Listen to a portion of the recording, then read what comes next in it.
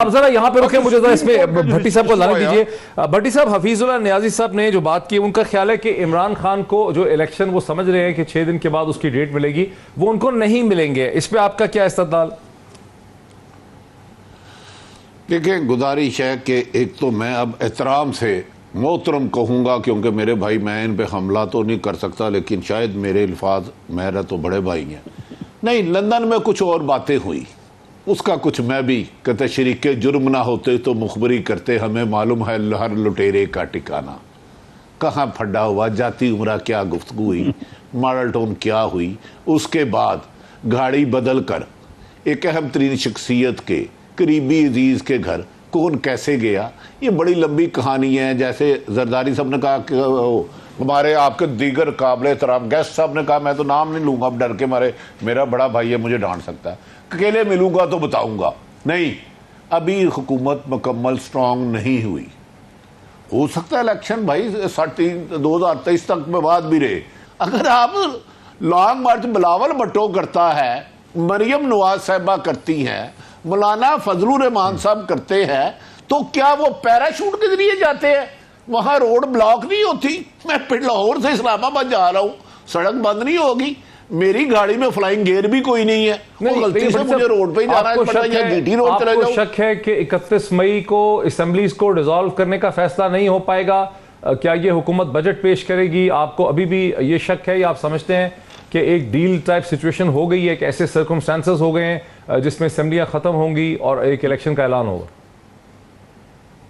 देखिए, मैं एक गुजारिश करता हूं मुख्तसर, इमरान खान साहब पे ने जिन पर यकीन किया है ना, मेरा तजर्बा है उन पे यकीन नहीं करना चाहिए। इससे ज्यादा मैं कुछ नहीं कहूंगा। इमरान खान साहब ने जिन पर यकीन किया है उन पे यकीन नहीं करना चाहिए। उन्होंने 5-6 हफ्ते लोगों को बुलाया, 4-5 लोग उनके मुताबिक शहीद हो गए। देखिए, जब कोई वर्कर आपके लिए सड़कों पे निकलता है, वो कम तादाद है, ज़्यादा तादाद है, बहस है, रुकावटें कम थी नहीं थी, ये बड़ी बहस है। लोग इसलिए सारा दिन आंख मचोली शेलिंग नहीं होती रही कि इमरान खान साहब की ये बात सुनेंगे, अच्छा मैं 6 दिन बाद आवांगा।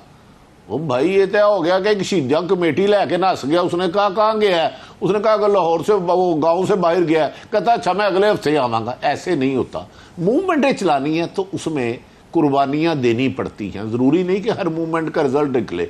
एक फिक्स मार्च होता है। जैसे इफ्तिखार चौधरी का था, जब गुजरांवाले पहुंचे तो कॉल आ गई परवेज कियानी साहब की, इत्तेजाद एहसन साहब को, भाई काम फिक्स से कार चलो। तो जब आप मूवमेंट करते हैं, अब इमरान खान साहब ने किया, खुद वो कहते हैं कि मुझे ट्रक की बत्ती के पीछे लगाए रखा, खुद फरमाते हैं आजकल। तो ये काम शहबाज शरीफ साहब के साथ भी, आवाज जरा म्यूट कर दे, 2 साल होता रहा है, ये कोई पहली दफा नहीं हुआ। लेकिन बड़ी हुकूमत में ला रहे हैं, तुम्हें चले जाएगी। कॉन्ट्री व्यू ले लें।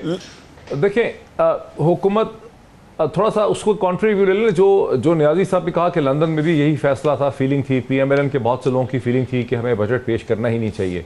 और अब जबकि IMF से उनकी डील नहीं हो सकी, और डील तभी होगी जब पेट्रोल की प्राइसेस बढ़ाएंगे, तो फिर तो ये भी मुमकिन है ना कि ये हुकूमत पेट्रोल की प्राइसेस ना बढ़ाए, ये नहीं बढ़ाना चाहती। ये अपने इलेक्टोरल रिफॉर्म्स वगैरह जो उन्होंने आज कर ली हैं, और इस तरह की चंद चीज़ें, नैब का चेयरमैन चेंज कर दें, ECP के 2 कमिश्नर लगा दें, उसके बाद ये अपनी हुकूमत को ख़त्म करें और एक ऐसा इंटरम सेटअप जिसमें मुमकिन है कि रज़ा वाकिर साहब फाइनेंस मिनिस्टर हों, वो आ जाए। वो फिर 90 दिन का हो या 120 दिन का हो, वो इंटरम सेटअप, वो मुश्किल माशी फैसले करे। वो इंटरम सेटअप लटक जाए, लंबा हो जाए, वो एक अलग कहानी है। लेकिन इस स्टेज पे आपको लगता है कि शहबाज शरीफ और जरदारी साहब की हुकूमत जो है वो 31 मई से आगे कंटिन्यू करते नजर आ रही है आपको?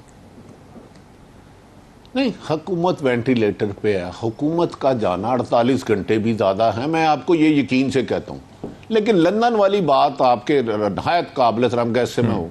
लंदन में एक नवाज शरीफ साहब हैं, गालबन उनके साहबजादे हुसैन नवाज साहब हैं, और शायद आई थिंक हसन नवाज साहब भी हैं।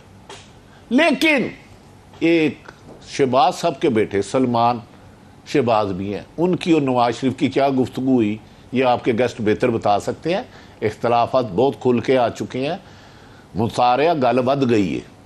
मेरी इतराज़ है कि फैमिली में 2-3 राय हैं।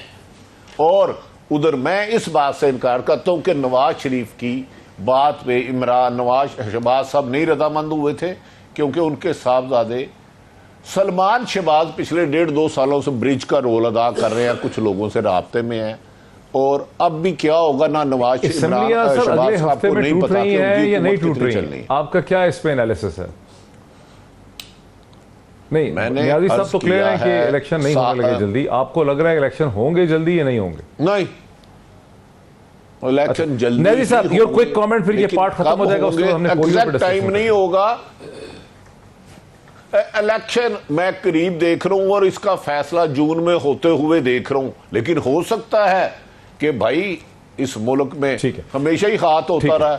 नवाज शरीफ को जब सजा हुई थी उससे पहले उन्हें कमिटमेंट दी गई थी तुम्हें सजा नहीं होगी। नियाज़ी साहब, your quick reaction. Your quick reaction हमने पोलियो पे जाना है।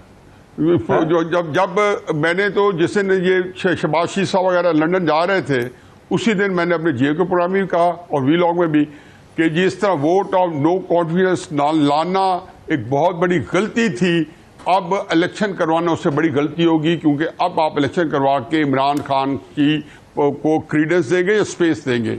तो मैं तो समझता हूँ कि इलेक्शन नहीं होंगे टेक्निकली भी और सियासी तौर पे भी, और ये भी सियासत जानते हैं, उनको पता है कि इनको वारा नहीं खाता अपोजिशन को, जो सॉरी गवर्नमेंट को, जो आजकल हुकूमत इनकम्बेंट गवर्नमेंट को वारा नहीं खाता इलेक्शन। आरिफ हमीद भट्टी साहब, जैसे कि मैंने शुरू में कहा, शायद आप मुझसे इतफाक करें कि गुज़िश्ता 48 घंटे के जो वाक़यात हैं उन्होंने पाकिस्तानी सियासत को यकसर तब्दील करके रख दिया है। आप भी मुझसे इतफाक करेंगे क्या हुआ, क्या आप इसको कैसे एक्सप्लेन करेंगे कि इतनी बड़ी तब्दीली कैसे आ गई? बिस्मिल्लाहिर्रहमानिर्रहीम।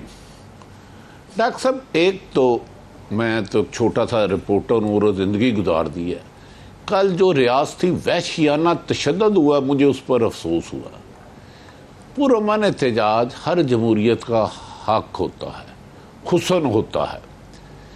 जिस तरह ख़वातीन को खुद मेरी गुनाहगार आँखों ने हाथ बासलों से घसीटते, बच्चों के जुल्म ज़्यादती, और लाहौर से लेके इस्लामाबाद तक 2000 से ज़्यादा कंटेनरों में मट्टी के आगे रेत, ये जमहूरियत के लिए अच्छा नहीं है। दूसरी बात बदकिस्मती है, पाकिस्तान में हुकूमत अक्सरियत से नहीं होती। खुद इमरान खान साहब पिछले 10-12 जलसों में फरमा चुके थे लातेदाद दफ़ा कि मैं आऊँगा, डी चौक बैठूँगा, उस वक़्त तक नहीं जाऊँगा किसी भी सूरत में जब तक असम्बली तहलील ना हो, नए इलेक्शन के ऐलानात ना हो। लेकिन पंजाब में जो वहशियाना दहशत गर्दी हुई वो तो चले छोड़े, ये तो तारीख लिखने वाला लिखेगा। अटक जब इमरान खान साहब पहुंचे, इस दौरान लाहौर में कोई बहुत बड़ा काम नहीं हुआ, पिंडी और इस्लामाबाद बाजी ले गया, KPK बाजी ले गया। इमरान खान साहब से मेरी इतलात के मुताबिक राब्ता किया गया। इस दौरान IMF से मामलात भी ठीक नहीं हुए और इमरान खान साहब को कहा गया जून के फर्स्ट वीक में इलेक्शन अनाउंस हो जाएंगे। कुछ लोगों का ख्याल था कि अटक से ही वो जो बंदिशें थी वो उन्होंने तोड़ दी, ख़त्म कर दी, तो उधर ख़त्म कर दिया जाए। फिर कुछ लोगों ने कहा नहीं, लोग सुबह से मैदान जंग बना हुआ है पूरा पाकिस्तान। कराची में जो हालात थे आप मुझसे ज़्यादा बेहतर जानते हैं। इस्लामाबाद ख़वातीन के साथ जो हो रहा था, बच्चों के साथ जो हो रहा था। उसके बाद खान साहब आए और डी चौक से पहले उन्होंने अचानक, मेरी तस्वुर से ज़्यादा, मैं क्योंकि पूरी रात गलती से जागता रहा, ऐलान कर दिया। देखें, खुद वो 2-4 दिन पहले अरशद शरीफ के प्रोग्राम में कह चुके हैं, मुझे कहते रहे कि कल कर देते हैं ऐलान, नए इलेक्शन का परसों कर देते हैं, अगले दिन कर देते हैं।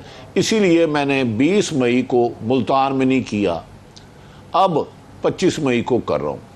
तो एक तो उन्होंने जो अल्टीमेटम दिया है, उसके बाद उन्हें के साथ मामला तय हुए, जिनके हुए मैं उस रेड जोन में नहीं जाऊंगा। फीस नियाज़ी सब जा सकते हैं, ये बुजुर्ग है, बहादुर है, मैं उस रेड जोन में नहीं जाऊंगा जिन्होंने मुतालबा किया।